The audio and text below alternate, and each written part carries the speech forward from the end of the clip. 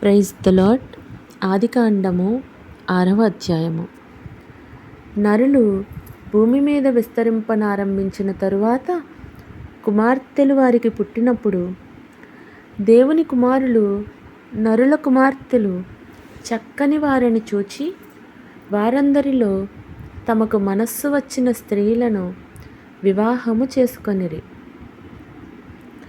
అప్పుడు యెహోవా, నా ఆత్మ నరులతో ఎల్లప్పుడూ వాదించదు, వారు తమ అక్రమ విషయంలో నరమాత్రులై ఉన్నారు. అయినను వారి దినములు 120 ఏండ్లగును అనెను. ఆ దినములలో నెఫీలులను వారు భూమి మీద నుండిరి, తరువాతను ఉండిరి. దేవుని కుమారులు నరుల కుమార్తెలతో పోయినప్పుడు వారికి పిల్లలను కనిరి. పూర్వకాలమందు పేరు పొందిన శూరులు వీరే.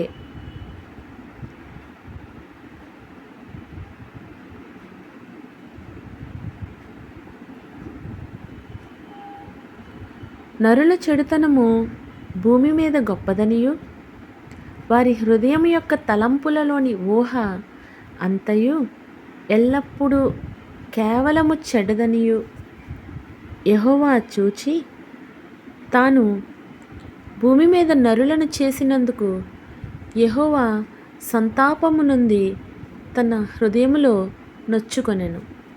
అప్పుడు యెహోవా, నేను సృజించిన నరులతో కూడా జంతువులను, పురుగులను, ఆకాశ పక్ష్యాదులను భూమి మీద నుండకుండా తుడిచివేయుదును.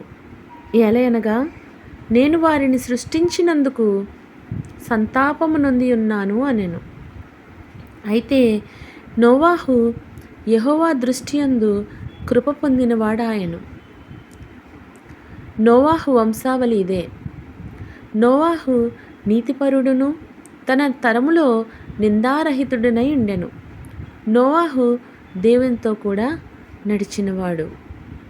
షేము, హాము, యాపేతను 3 కుమారులను నోవాహు కనెను.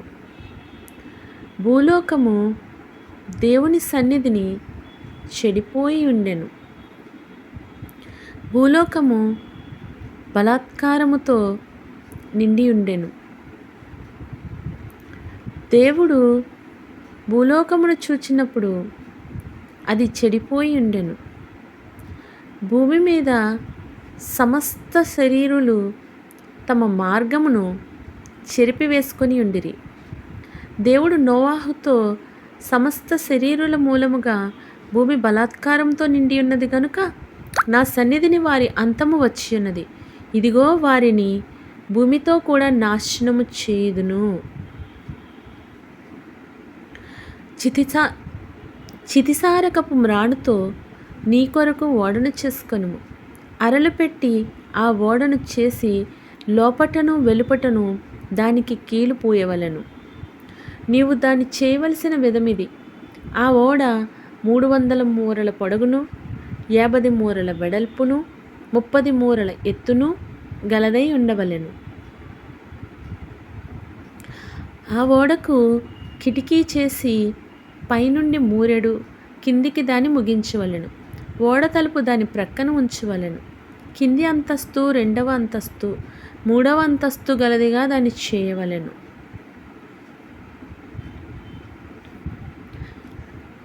ఇదిగో నేనే జీవవాయువు గల సమస్త శరీరులను ఆకాశము క్రింద నుండకుండా నాశనము చేయుటకు భూమి మీదకి జలప్రవాహము రప్పించుచున్నాను. లోకమందున్న సమస్తమును చనిపోవును. అయితే నీతో నా నిబంధన స్థిరపరచుదును.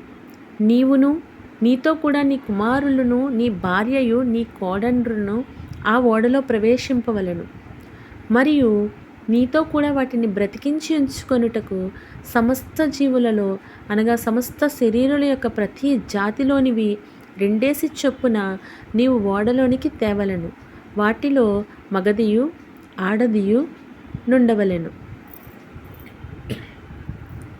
నీవు వాటిని బ్రతికించి ఉంచుకొనుటకై వాటి వాటి జాతుల ప్రకారము పక్షులలోను, వాటి వాటి జాతుల ప్రకారము జంతువులలోను, వాటి వాటి జాతుల ప్రకారము నేలను ప్రాకు వాటన్నిటిలోనూ ప్రతి జాతిలో 2 చొప్పున నీ యొద్దకు వచ్చును.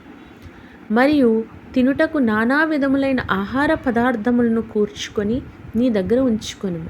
అవి నీకును వాటికిని ఆహారమగునని చెప్పెను. నోవాహు అట్లు చేసెను. దేవుడు అతనికి ఆజ్ఞాపించిన ప్రకారము యావత్తూ చేసెను. Praise the lord.